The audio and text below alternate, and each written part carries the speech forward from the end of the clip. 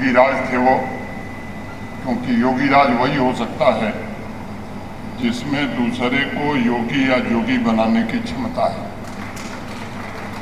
और यह क्षमता लालमुनि चौबे जी में थी। उनके सानिध्य में अनेक राजनीतिक योगियों का एक अच्छा खासा संख्याबल तैयार हुआ और आज उनमें से अनेक लोग राष्ट्र निर्माण के काम में जुटे हुए हैं। साथ ही मैं ये कहना चाहूँगा कि राजनीति में बाबा ऐसे पहले आध्यात्मिक राजनेता हैं जिन्होंने जनता को सदैव ईश्वर माना, उनकी आराधना और उनकी सेवा रूपी आदर्शों की महान धरोहर अपने सानिध्य में रहने वाले अनेक सहयोगियों को भी वो छोड़ गए। लालमुनि चौबे जी जैसा जगमगाता तारा किसी भी क्षेत्र, प्रदेश या राष्ट्र को बड़ा मुश्किल से मिलता है। योगी राजनेताओं में बाबा लालमुनि चौबे के मुकाबले कम लोग दिखाई पड़ते हैं। हर एक राजनीतिज्ञ अपनी तरह से जिम्मेदारियों का निर्वहन करता है और अनेक ऐसे बिरले हुए हैं जिन्होंने विकास में भी योगदान किया है। लेकिन चौबे जी बेजोड़ थे और उनकी अद्वितीयता यही थी कि उनमें जीवन भर बच्चों जैसी सरलता और सहजता भी बनी हुई थी। राजनीति के कोई बड़े सिद्धांत उन्होंने नहीं गढ़े, बल्कि जनता को आराध्य मानने का सीधा साधा रास्ता उन्होंने चुना। इसलिए राजनीति में विरोधी स्वर भी उनके अपने ही सुर सुनाई पड़ते थे।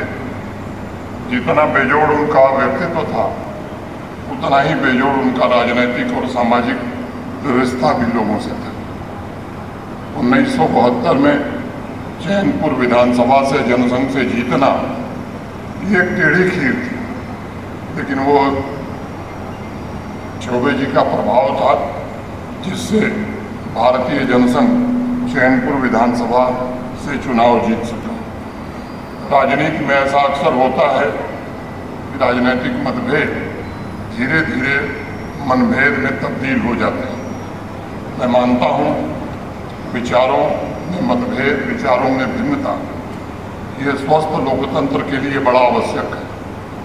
चौबे जी भी ऐसा ही कहते थे और ऐसा ही जीते थे कि जब हम नीतियों का ताना बाना बुने तो हर प्रकार के विचारों को जगह दें, मन से हमेशा हम सब एक बने रहें।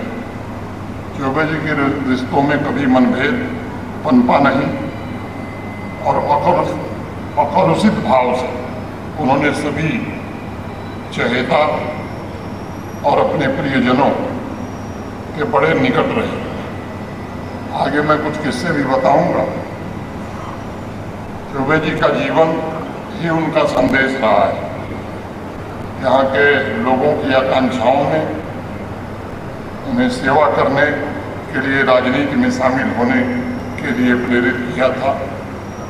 हिंदू विश्वविद्यालय के विद्यार्थी थे, वहाँ भी छात्र आंदोलन से जुड़े हुए थे। जब हिंदू विश्वविद्यालय में हिंदी आंदोलन प्रारंभ हुआ और काशी हिंदू विश्वविद्यालय से हिंदू शब्द हटाने का जब आंदोलन प्रारंभ हुआ तो उस आंदोलन का नेतृत्व भी श्री लालमुनि चौबे ने किया था। सब में उनकी गिरफ्तारी भी हुई थी। आम आदमी के जीवन को बेहतर बनाने के लिए विद्यार्थी काल से ही उन्होंने खुद को समर्पित कर दिया और लोगों के हितों को समर्पित एक नैतिकता आधारित व्यवस्था के लिए जीवन पर्यंत संघर्ष करते रहे। लालमुनि चौबे ही थे जब जेपी का आंदोलन शुरू हुआ था। आपातकाल के दौरान जब व्यक्तिगत स्वतंत्रता खतरे में थी, तब चौबे जी ने पूरी ताकत से संघर्ष किया। बिहार से निकलते निकलते वाराणसी पहुंच करके भूमिगत आंदोलन में सक्रिय रहे। सुबह रोज गंगा स्नान के लिए जाते थे। 80 घाट पर सुबह सुबह पुलिस वालों ने उन्हें पहचान लिया जब गिरफ्तारी का समय आया तो 80 घाट पर गंगा जी से प्रवेश करने के बाद गिरफ्तारी उनकी राजघाट पुल पर हुई। तो एक अच्छे तैराक भी थे लालमणि चौबे जी। राष्ट्रीय एकता और अखंडता के लिए जीवन भर काम किया और लोगों में अनुशासन और आत्मविश्वास का संचार भी उन्होंने किया। नई पीढ़ी के लोगों को सार्वजनिक जीवन में प्रवेश करने पर बार बार वो एक बात कहते थे कि अपने कर्तव्यों के प्रति उत्तरदायी बनने की आवश्यकता है। समस्त मानवता की विरासत को संरक्षित, सुरक्षित और प्रसारित करना ये नई पीढ़ी का दायित्व होना चाहिए। सिस्टम और जनप्रतिनिधियों के बीच सहयोग का एक मजबूत ढांचा कैसे खड़ा हो सकता है, इसको करके भी दिखाया। स्वभाव से फक्कड़ थे, लेकिन जब बिहार के स्वास्थ्य मंत्री बने 77 के चुनाव के बाद, तो प्रशासनिक दक्षता और दृढ़ता भी जिस तरह से उन्होंने दिखाई, अनेक लोग उसका लोहा मानते हैं।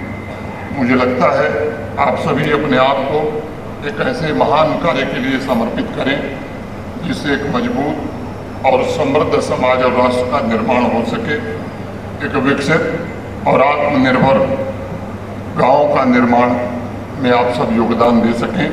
होता था बाबा भी चिंतन मनन के महापुरुष के रूप में उनसे बड़ी सहजता और निर्भीकता के साथ अपनी बात करते थे। सभी से उनका गहरा और आत्मीय रिश्ता था। करुणा और प्रेम से भरे चौबे जी उनके विचारों का सदैव आदर करते थे। अच्छी सलाह से कभी विमुख भी नहीं होते थे और इसलिए मैं मानता हूँ कि आज की राजनीति में लालमणि चौबे जी की बड़ी सार्थकता है। भविष्य में भी लालमणि चौबे के राजनीतिक आदर्शों का मूल्य निश्चित रूप से बढ़ेगा और उनका अंगार सदैव चमकता रहेगा, निखरता रहेगा। विधानसभा से लेकर आपातकाल के संघर्ष, स्वास्थ्य मंत्री, संसद में बिताए उनके दिनों को देखकर ये बात मैं कह सकता हूँ कि चौबे जी को समझना बहुत आसान है। उनके लिए जीवन का अर्थ पवित्र निष्ठा के साथ कर्तव्य का निर्वहन था। सारे भेदों मतभेदों से ऊपर उठकर वह साधन को ही जीवन भर साध्य मानते रहे। इसलिए उनके सार्वजनिक जीवन की यात्रा ही उनका देवालय था। विधानसभा बिहार की हो या संसद, उनके भाषणों से बाबा के गतिशील व्यक्तित्व, उनके मानवतावादी विचारों की गहराई का पता चलता है। वो बार बार कहते थे कि प्रगति का सीधा सार्थ मनुष्य का सर्वांगीण विकास है। मैंने उनकी आंखों में महात्मा बुद्ध जैसी करुणा भी देखी है। पटना में या दिल्ली में वो सिर्फ व्यक्ति के रूप में नहीं देखे जाते थे, बिहार की आशा और आकांक्षा के रूप में उन्हें लोग देखते थे। यह कहना अतिशयोक्ति नहीं होगी कि बिहार की आवाज़ बनकर के वो संसद में लंबे समय तक रहे, सर्व समाज की बात को उठाते रहे, लेकिन कभी भी जीवन में मर्यादाओं के बाहर कदम नहीं रखा। मर्यादा पर उन्होंने सब कुछ कुर्बान किया। एक व्यक्तिगत किस्सा मैं जानता हूँ और मैं उसे आपके बीच रखना चाहता हूँ। लोकसभा में विप था, किसी कार्य से, जरूरी कार्य से उन्हें भभुआ आना पड़ा। दूसरे दिन वो भभुआ से निकले, किसी दूसरे व्यक्ति से गाड़ी मंगाई थी और रास्ते में गाड़ी का चालान हो गया। चौबे जी ने पुलिस को फ़ोन नहीं किया, बल्कि जहाज छूट गई, गाड़ी जब्त कर लिया पुलिस ने और वो देर से पहुंचे दूसरी फ्लाइट से। मैं समझता हूँ कि इस तरह के लोग आज राजनीति में बहुत कम हैं। और मैं कहना चाहूँगा कि हमारी संस्कृति में कहा गया कि मानो माता पृथ्वी दुर्मतो धात, अपूर्ण नावा दुर्ता तरेमा, अर्थात पृथ्वी माँ की कृपा बनी रहे ताकि हम कुविचार की तरफ न जाएं। सभी चुनौतियों एवं संसार के पापों को इसी प्रकार हम पार कर सकें जैसे नाव नदी को पार करती है। मैं समझता हूँ कि लालमणि चौबे जी के जीवन का यही एकमात्र अभिप्सा और अपेक्षा थी। जो भी किया उन्होंने वो दूसरों की भलाई और सेवा के लिए किया। संकट के क्षणों में भी उनके निर्णयों का निर्धारण जीवन मूल्य ही करते थे। समाज और राजनीतिक व्यक्तित्वों से भी उनकी अपेक्षा यही रहती थी कि जो भी निर्णय लिया जाए वह समाज और राष्ट्र के हित में हो, उन निर्णयों में बुनियादी परिवर्तन की क्षमता भी हो। एक बार तो भारत के पूर्व प्रधानमंत्री स्वर्गीय मनमोहन सिंह जी को सलाह देते हुए उन्होंने कहा, देश के प्रधानमंत्री को कभी लाचार नहीं होना चाहिए, अन्यथा देश में अराजकता आ जाएगी।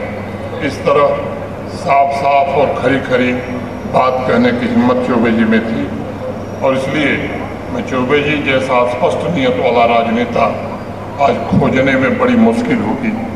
देश की आज़ादी के पश्चात अनेक महापुरुषों ने राजनीति में जन्म लिया है, लेकिन चौबे जी की पंक्ति में एकमात्र वही थे और मैं समझता हूँ उनके जीवन कार्यों का महत्व, उनके आदर्श, उनकी सादगी, उनका संदेश अतीत के लिए कम, भविष्य के लिए ज़्यादा उपयोगी होगा।